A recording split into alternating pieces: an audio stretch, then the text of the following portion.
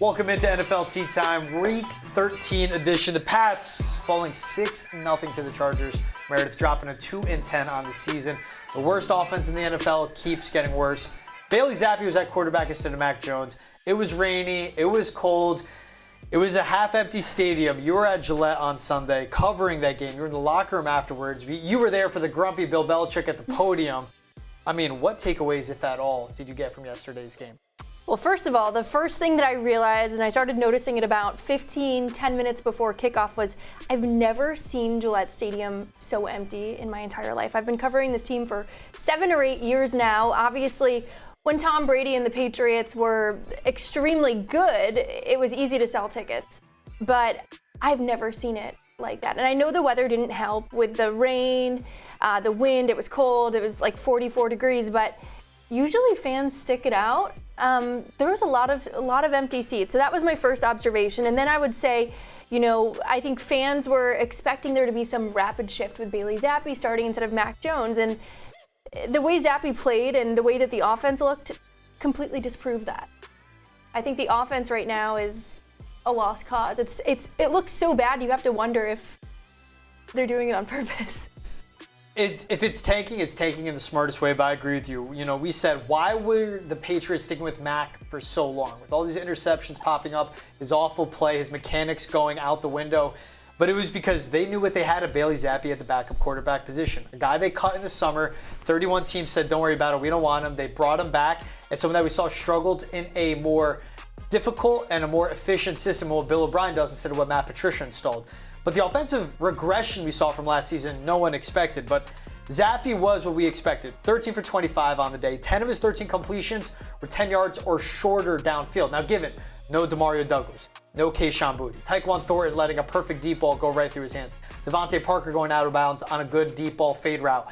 This offense is upstream without a paddle. They've been so. I don't see anything progressing. And we've seen it for 3 straight weeks now. 10-6 loss in Germany, 10-7 loss in East Rutherford against the Giants. 6-0 now. The first team since 1938 to allow 10 or less points and lose 3 straight games. That was the Chicago Cardinals, a franchise that doesn't exist anymore. But this is historically bad. But you pointed out, the fans aren't into it.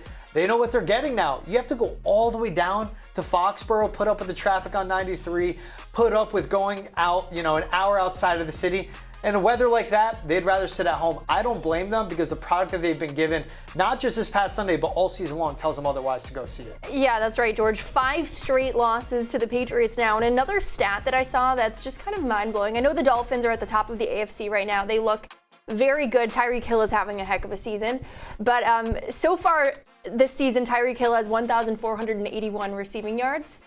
That's more than all of the Patriots wide receivers combined this season. They have 1,336. Yeah, and even going into this game, the tie for the lead in receptions was Kendrick Bourne. He hasn't played in 3 games. So it just shows how poor that room is. And you mentioned it with the tickets. The stadium being empty, we saw ticket prices dipping as low as $5. It's crazy, George. I remember when the Patriots were at the peak of their popularity and the peak of their success just a few years ago. Tickets for the 300 level, like the nosebleeds, if you will, were selling for like $300 minimum, $500 sometimes. It was crazy. It almost became impossible for an average person to go to a Patriots game just because it was so expensive. And now $5 for lower bowl tickets at the start of the game. We were looking at the ticket prices all week. They were around $20, $25 heading into the game. But right before the game, tickets in the 100 level selling for $5 is something I've never seen. It's almost like you have to pay fans to go. Yeah, it's the state of the team. You can't give away these tickets if you wanted to. Maybe the hottest ticket they had remaining for a home game, that was the Chiefs on Monday Night Football. But even the league and the networks are saying no thanks to the Taylor Swift ratings bump, to the defending Super Bowl champions, to Patrick Mahomes and Travis Kelce. That game got flexed to the 1 p.m. window on a Sunday. So basically, no one wants to see how bad this team is. That's something. You see the empty stadiums. Robert Kraft sits in an open-air owner's box. He hears the stadium. He hears the boos to Bill Belichick right before halftime. He sees his team getting taken off Monday Night Football against Patrick Mahomes. I can't say that enough. The top ticket in the NFL right now, despite what happened last night. And seeing all this come, he pays attention. He notices. He sweats the little things. That's how he's become such a successful businessman. This is eating at him when stuff like this happens. 100%, George. And I just can't even begin to fathom that ever happening to the Patriots before this year even. I mean, getting flexed out of a primetime game is embarrassing, frankly. Especially when you're going up against the Chiefs, a team that's, been a favorite to make it to the Super Bowl. And with all the Taylor Swift situation involved, that's usually a ratings boost. But another primetime game for the Patriots will actually play is on Thursday night against the Steelers.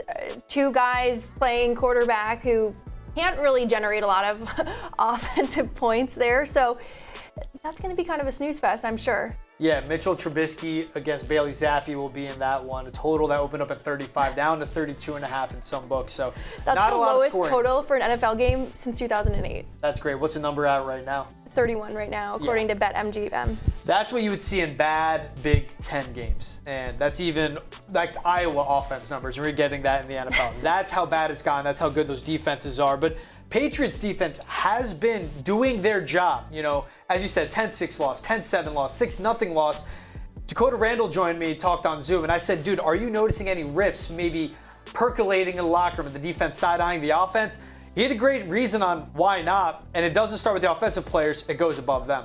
Hey, let's flip it to the defense, Dakota. They've allowed 26 points the last 3 weeks. Pats are 0-3 over that span. It shows how good this defense is when they're given nothing field position-wise. Is still keeping teams out of the end zone, but at the same time, just how bad this offense is. They can't do enough to earn a win. You're in the locker room day to day. Do you make any read on side-eyeing happening in the locker room? Any tension building where the defense really is starting to hold gripes against this offense that just can't do the bare minimum of putting points up on the board and paying off with finding a way to win when the defense is doing everything they can to earn it? Yeah, I mean, they are most definitely frustrated. I wouldn't say side-eyeing or finger pointing, because I do think the Patriots have good veteran leadership. They have smart players. I think all those players know that it's not the players' fault. The players are who they are.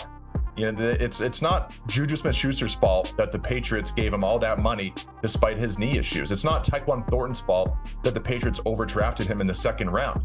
And it's not Mac Jones' fault that Bill Belichick failed to develop successors on the offensive line or go get adequate receivers. It's just the reality is this roster isn't good enough on offense, and the coaching, especially at the assistant coach level, hasn't been good enough, and that's why the offense isn't good. So I don't think the defensive players hold any personal grudges against individual players on the offense, but they certainly are frustrated with how things have gone and that the offense hasn't held up its end of the bargain. I mean, if you just look at the Patriots scores this season, they had the 2 blowout losses to the Cowboys and the Saints. But other than that, there have been a lot of close losses this season. And given the way things have shaken out in the AFC, with the Chiefs looking not as good as they have in years past, Joe Burrow getting hurt, and there really aren't any juggernauts in the AFC this season. And the Patriots, if they had just gotten competent offensive play, not even good, just competent, I think they would be 500, if not better, in this season in the AFC. That would be good enough to be competing for a high playoff seed, and then you see what happens when you get in the postseason.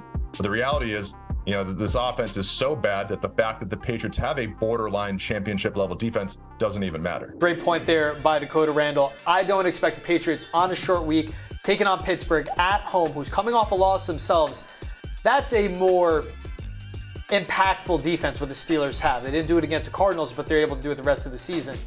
Look at their remaining 5 games. At Steelers Thursday night, home against the Chiefs, at Denver Christmas Eve, at Buffalo New Year's Eve, then the final game at home against the Jets, who look just as bad as them. The Pats are in line for the 2nd overall pick right now. I think that's where they finish. I don't think they're worse than the Panthers, but certainly a top 3 pick is in the wheelhouse. You said it. They're tanking in a smart way. That's what it's looking like right now. Honestly, that's what they should be doing. I mean, it's hard to say that because these players put so much into preparation before these games. They're taking such a toll on their body. I mean, Hunter Henry was asked, how do you keep motivated? How do you stay motivated when your team's not doing well? And he's like, we're all so lucky to get to play this game of football. We all love the game, and we're going to show up to every game and play our best, regardless of the record, regardless of who the opponent is, and it's just tough because when you look at it, you almost think that it's got to be hard as a member of that team to show up and put your best foot forward when you know that either way, you're almost 100% out of playoff contention. I think if they lose to the Chiefs, they're out. Yeah, I'm not going to give 2-10. You can't even. Realistically, but. Yeah, grim scene yesterday. I will say, though, the Steelers did help the Patriots. Yeah, they beat the Cardinals. By beating the Cardinals. That moved the Patriots up to the 2nd overall pick. I think there's now a little under 20% chance that the Patriots move up to the 1st overall pick not likely, but that would be pretty crazy. Yeah, right now the Panthers at 1-11 have the number 1 overall pick, but traded away their first round pick to the Chicago Bears. So remember that, the Bears hold it. If they like Justin Fields, then they go with Marvin Harrison Jr. If they want to move on, then they go with Caleb Williams or Drake May. No matter what, the Pats will be able to pick from 2 elite players at the 2nd overall spot.